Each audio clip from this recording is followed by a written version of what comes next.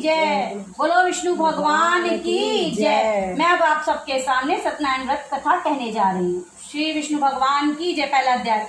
एक समय नैमिषारण्य तीर्थ में शौनकादि 88,000 ऋषियों ने श्री सूत जी से पूछा, हे प्रभु, इस कलयुग में वेद विद्या रहित मनुष्य को प्रभु भक्ति किस प्रकार मिलेगी तथा उनका उद्धार कैसे होगा? इसीलिए हे मुनि श्रेष्ठ, कोई ऐसा तप कहिए जिससे थोड़े समय में पुण्य प्राप्त होवे और मनोवांछित फल मिले। अथवा कथा सुनने से हमारी इच्छा है। सर्वशास्त्र ज्ञाता श्री सूत जी बोले, हे वैष्णव में पूज्य, आप सबने प्राणियों के हित की बात पूछी है।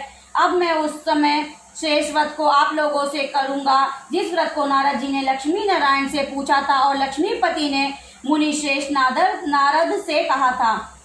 सो ध्यान से सुनो। एक समय योगीराज नारद जी दूसरों के हित की इच्छा से अनेक लोकों में घूमते हुए मृत्युलोक में आ पहुँचे। यहाँ अनेक योनियों में जन्मे हुए प्राय सभी मनुष्य को अपने कर्मों द्वारा अनेकों दुखों से पीड़ित देखकर सोचा, किस यत्न के करने से निश्चय ही प्राणियों के दुखों का नाश हो सकेगा। ऐसा मन में सोचकर विष्णु लोक को गए। वहाँ श्वेत वर्ण और 4 भुजाओं वाले देवों के ईश नारायण को देख उनके हाथों में शंख, चक्र, गदा और पद थे तथा वरमाला पहने हुए थे। स्तुति करने लगे, हे भगवान, आप अत्यंत शक्ति से संपन्न है। मन तथा वाणी भी आपको नहीं पा सकती। आपका आदि मध्य अंत नहीं है।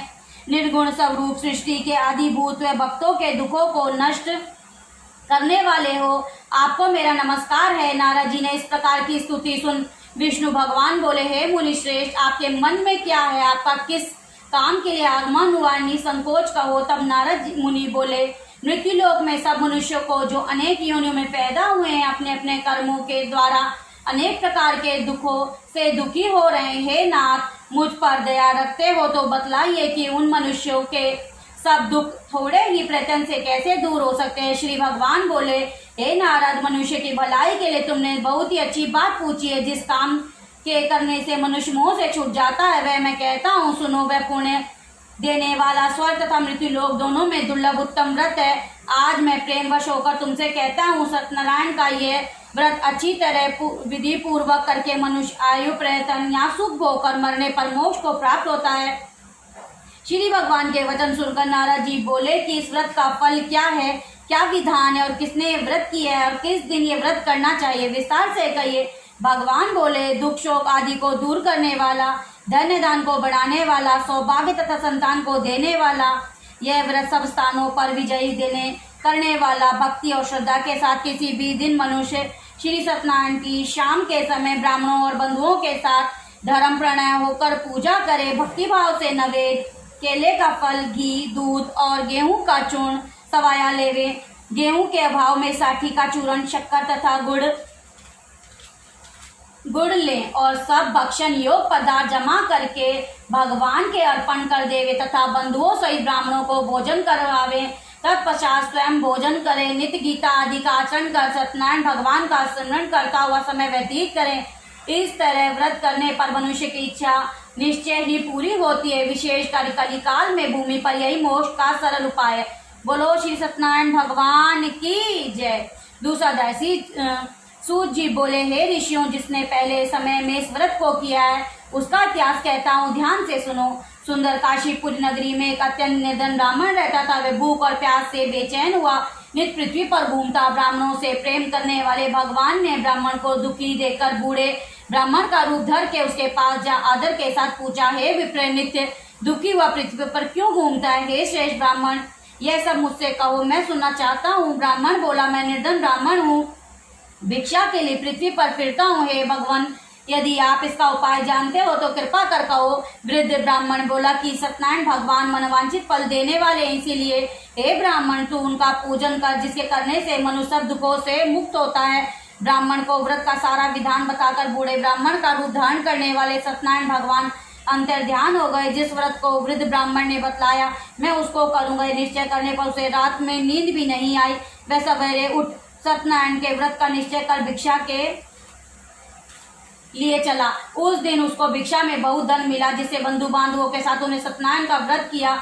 इसके करने से वह ब्राह्मण सब दुखों से छुटकर अनेक प्रकार की संपत्तियों से युक्त हुआ। उस समय वह ब्राह्मण हर मास व्रत करने लगा। इस तरह सत्यनारायण भगवान के व्रत को जो करेगा वह सब पापों से छुटकर मोक्ष को प्राप्त होगा। आगे जो पृथ्वी पर सत्यनारायण का व्रत करेगा वह मनुष्य सब दुखों से छूट जाएगा। इस तरह नारद जी ने नारायण का कहा हुआ ये व्रत मैंने तुमसे कहा है विप्र, मैं अब और क्या कहूँ। ऋषि बोले, हे मुनीश्वर, संसार में इस ब्राह्मण से सुनकर किस किस ने ये व्रत किया है, हम वह सब सुनना चाहते हैं, किसके लिए हमारा मन में श्रद्धा है। सूत जी बोले, हे मुनियों, जिसने ये व्रत किया है वह सब सुनो। एक समय ब्राह्मण धन्य ऐश्वर्य के अनुसार बंधु बांधवों के साथ व्रत करने को तैयार हुआ।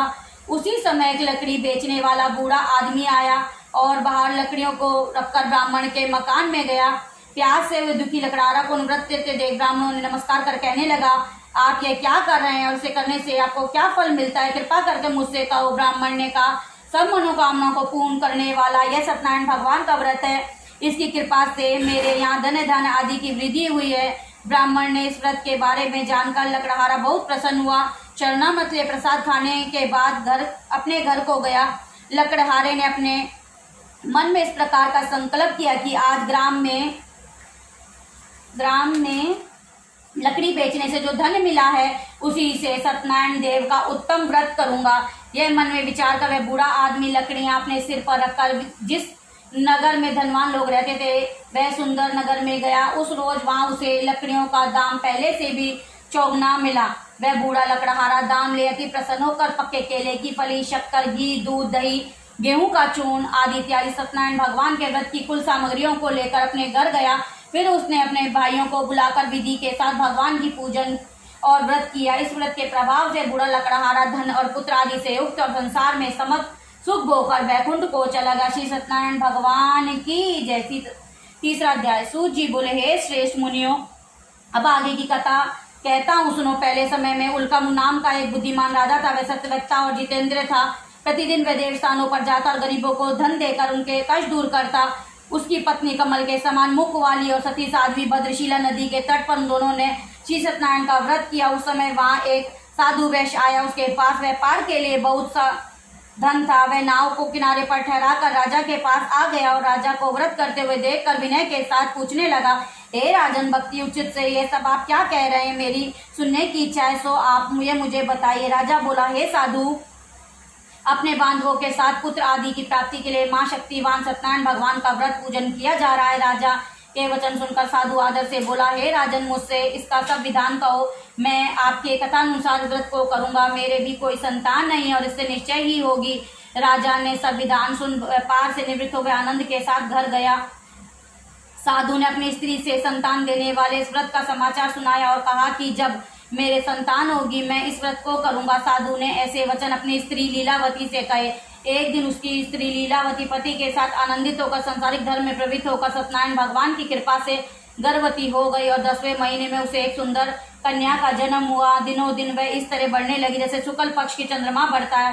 कन्या का नाम कलावती रखा गया। तब लीलावती ने मीठे शब्दों में अपने पति से कहा कि जो आपने संकल्प किया था कि भगवान का व्रत करूंगा, अब आप इसे करिए। साधु बोला, हे प्रिय, इसके विवाह पर करूंगा। इस प्रकार अपनी पत्नी को आश्वासन दे वह नगर को गया। कलावती पितृगृह में वृद्धि को प्राप्त हो गई। साधु ने जब नगर में सखियों के साथ अपनी पुत्री को देखा तो तुरंत दूध बुलाकर कहा कि पुत्री के वास्ते कोई सुयोग वर देकर लाओ। साधु की आज्ञा पाकर दूध कंचन नगर में पहुंचा और वहां पर बड़ी खोज और देखभाल कर लड़की के सुयोग वर्णित पुत्र को ले आया और सुयोग लड़के को देखकर साधु ने अपने बंधु बांधवों सहित प्रसन्नचित अपनी पुत्री का विवाह उसके साथ कर दिया। किंतु दुर्भाग्य से विवाह के समय वह उस व्रत को करना भूल गया। तब श्री भगवान क्रोधित हो गए और श्राप दिया कि तुझे दारुण दुख प्राप्त होगा। अपने कार्य में कुशल साधु बनिया जमाता सहित समुद्र के समीप स्थित रतनपुर नगर में गया और वहां दोनों ने ससुर जमाई चंद्रकेतु राजा के उस नगर में व्यापार करने लगे। एक रोज भगवान सत्यनारायण की माया से प्रेरित कोई चोर राजा का धन चुरा कर भागा जा रहा था, किंतु राजा के दूत को आता देखकर चोरों ने घबरा कर भागते हुए राजा के धन को वहीं चुपचाप रख दिया जहां वो ससुर जमाई ठहरे हुए थे। जब दूतों ने उस साधु वैश्य के पास जाकर राजा के धन को रखा देखा तो वहां दोनों ने बांध कर ले गए और प्रसन्नता से दौड़ते हुए राजा के समीप जाकर बोले, यह 2-4 हम पकड़ कर लाए हैं, देकर आज्ञा दो। तब राजा की आज्ञा से उनको कठोर कारावास में डाल दिया, उनका सब धन छीन लिया। सत्यनारायण भगवान के शाप द्वारा उनकी पत्नी भी घर पर बहुत दुखी हुई और घर पर जो धन रखा था वह चोर चुरा कर ले गए। शारीरिक व मानसिक पीड़ा थी, भूख प्यास से अति दुखित अन्न की चिंता में कलावती वे ब्राह्मण के घर गई। वहां उसने सत्यनारायण भगवान का व्रत होते हुए देखा। फिर कथा सुनी और प्रसाद ग्रहण कर रात को घर आई। माता ने कलावती से कहा, हे पुत्री, अब तक कहाँ रही? अब तेरे मन में क्या है? कलावती बोली, हे माता, मैंने एक ब्राह्मण के घर श्री सत्यनारायण भगवान का व्रत देखा है। कन्या के वचन सुनकर लीलावती भगवान के पूजन की तैयारी करने लगी। लीलावती ने परिवार बंधुओं सहित श्री सत्यनारायण भगवान का पूजन किया और वर मांगा कि मेरे पति और दामाद शीघ्र ही आ जावे। साथ ही प्रार्थना की, हम सबका अपराध क्षमा करो। सत्यनारायण भगवान इस व्रत के संतुष्ट होकर राजा चंद्रकेतु को स्वप्न में दर्शन देखा। हे राजन, दोनों वैश्य को प्रातः ही छोड़ दो। उनका सब धन जो तुमने ग्रहण किया है दे दो, नहीं तो तेरा धन्य धान्य राजपुत्र आदि सब नष्ट कर दूंगा। राजा ने ऐसे वचन कहकर भगवान अंतर्ध्यान हो गए। प्रातःकाल राजा चंद्रकेतु ने सभा में अपने स्वप्न सुनाया। फिर दोनों वर्णित पुत्रों को कैद से मुक्त कर सभा ने बुलाया। दोनों ने आते ही राजा को नमस्कार किया। राजा मीठे वचनों से बोला, हे महानुभावो, भावी वर्ष ऐसे कठिन दुख प्राप्त हुआ है, अब तुम्हें कोई भय नहीं है। ऐसा कहकर राजा ने उनको नए नए वस्त्र आभूषण पहनाए और उनका जितना धन लिया था उसे दूना धन देकर आदर सहित विदा किया। दोनों वैश्य अपने घर को चल दिए। बोलो श्री सत्यनारायण भगवान की जय। चौथा अध्याय। सूत जी बोले, वैश्य ने मंगलचार करके यात्रा आरंभ की और अपने नगर को चला। और उनके थोड़ी दूर निकलने पर दंडी वेशधारी सत्यनारायण उनसे पूछा, हे साधु, तेरी नाव में क्या अभिमानी वर्णिक हंसता हुआ बोला, हे दंडी, आप क्यों पूछते हैं? क्या धन लेने की इच्छा है? मेरी नाव में तो पेल पत्ते पत्ते भरे हुए हैं। वैश्य का कठोर वचन सुनकर भगवान ने कहा, भगवान तुम्हारा वचन सत्य। दंडी ऐसा कहकर वहां से दूर चले गए। कुछ दूर जाकर समुद्र के किनारे बैठ गए। दंडी के जाने पर वैश्य ने नित्य क्रिया करने के बाद नाव को ऊंची उठी देकर अचंबा किया और नाव में बेल पत्ते आदि देकर मूर्छित हो जमीन पर गिर पड़ा। फिर मूर्छा खुलने पर अत्यंत शोक प्रकट करने लगा। तब उसका दामाद बोला कि आप शोक ना करे, यह दंडी का श्राप है, उसकी शरण में चलना चाहिए, तब हमारी मनोकामना पूर्ण होगी। दामाद के वचन सुन दंडी के पास पहुंचा अत्यंत भक्तिभाव से नमस्कार बोला, मैंने जो आपसे अत्यंत असत्य वचन कहे थे उनको क्षमा करो। ऐसा कहकर माँ शोकातुर हो रोने लगा। दंडी भगवान बोले, हे वर्णिक पुत्र, अब मेरी आज्ञा से बार बार तुझे दुख प्राप्त हुआ है, तू मेरी पूजा से विमुख हुआ। साधु बोला, भगवान आपकी माया से मोहित ब्रह्मा आदि भी आपके रूप को नहीं जानते, तब मैं अज्ञानी कैसे जान सकता हूँ? आप प्रसन्न होइए, मैं सामर्थ्य के अनुसार आपकी पूजा करूंगा, मेरी रक्षा करो, मैं पहले के समान नौका में धन भर दो। अब उसके भक्ति वचन सुनकर भगवान प्रसन्न और इच्छा अनुसार वर देकर अंतर्ध्यान हो गए। तब उन्होंने नाव पर आकर देखा कि नाव धन से परिपूर्ण है। फिर वह भगवान सत्यनारायण का पूजन कर साथियों सहित अपने नगर को चला। अब अपने नगर को निकट पहुंचा। तब दूत को घर भेजा। दूत ने साधु के घर जा उसकी स्त्री को नमस्कार कर कहा कि साधु अपने दामाद सहित इस नगर के समीप आ गए। ऐसा वचन सुन साधु की स्त्री बड़े हर्ष के साथ सत्यदेव का पूजन कर पुत्री से कहा, मैं अपने पति के दर्शन को जाती हूँ, तू कार्य पूर्ण कर शीघ्र आ। माता के ऐसे वचन सुनकर कलावती प्रसाद छोड़कर पति के पास गई। प्रसाद की अवज्ञा के कारण सत्यदेव रुष्ट हो गए। उसके पति को नाव सहित पानी में डुबो दिया। कलावती अपने पति को ना देकर रोती हुई जमीन पर गिर पड़ी। इस तरह नौका को डूबा हुआ तथा कन्या को रोता हुआ देख साधु दुखित हो बोला, हे प्रभु, आप मुझसे या मेरे परिवार से जो भूल हुई है उसे क्षमा करो। उसके दीन वचन सुनकर सत्यदेव प्रसन्न होकर आकाशवाणी हुए, साधु, तेरी कन्या मेरे प्रसाद को छोड़कर आई, इसीलिए इसका पति अदृश्य हुआ। यदि वह घर आकर प्रसाद खाकर लौटे तो इस पति अवश्य ही मिलेगा। इस ऐसी आकाशवाणी सुनकर कलावती ने घर पहुंचकर प्रसाद खाया। फिर आकर पति के दर्शन के तत्पश्चात साधु ने बंधु बांधवों सहित सत्यदेव की विधि पूजन किया। उस दिन से वह पूर्णिमा को सत्यनारायण का पूजन करने लगा।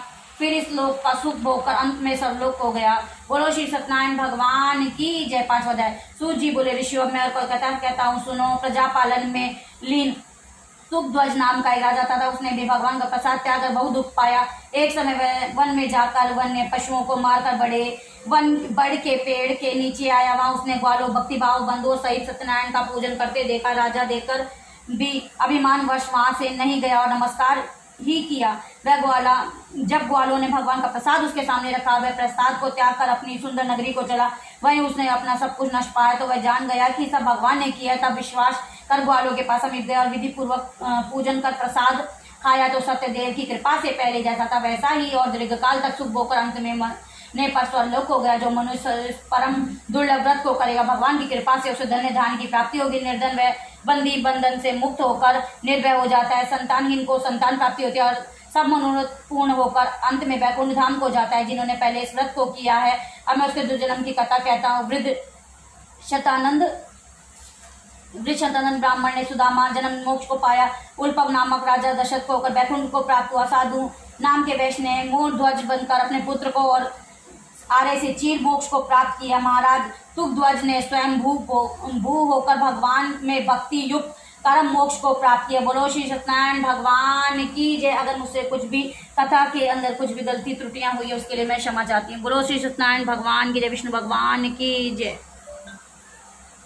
अब बस अपने को क्या करनी है, भगवान की आरती।